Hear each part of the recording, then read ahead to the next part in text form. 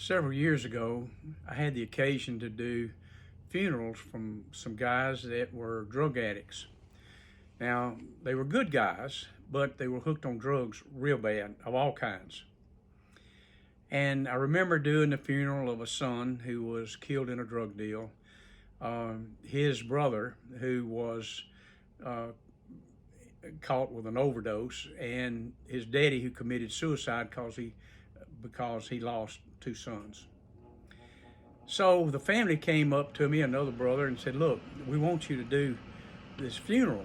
I said, "Okay." So this was not all at one time. These were at different times.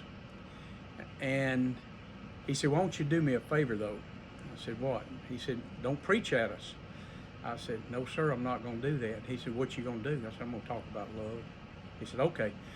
All right, so we set it up, and I did the funeral, and I did John 3:16, "For God so loved the world."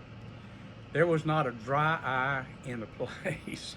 I I was so moved. We went to graveside, and everybody was standing around. Grandma was sitting in a chair on one end, and I did a graveside message, short. Everybody was crying again, and Grandma was over there. She was real bad shape because she done lost a lot of family members, and she couldn't take anymore. Her heart was broken bad. I said, "Okay, guys, come over here and let's lay hands on Grandma and pray for her." Every one of them, they were all drug addicts, came over there and laid hands on Grandma. I had an instant church. They didn't ask me if that was doctrinal or not.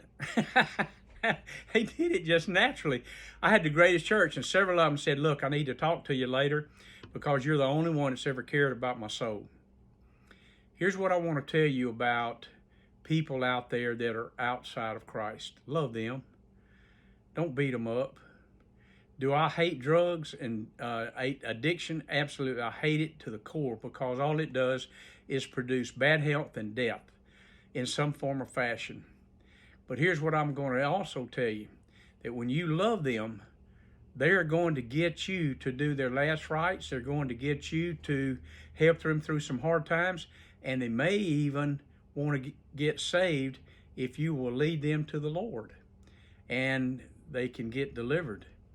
It's not a matter of trying to cast out a devil at this point. What it is a matter of trying to help them get born again so that they can make a wise decision to drop drugs. We can talk about doing devils later, and we've done that before in other posts.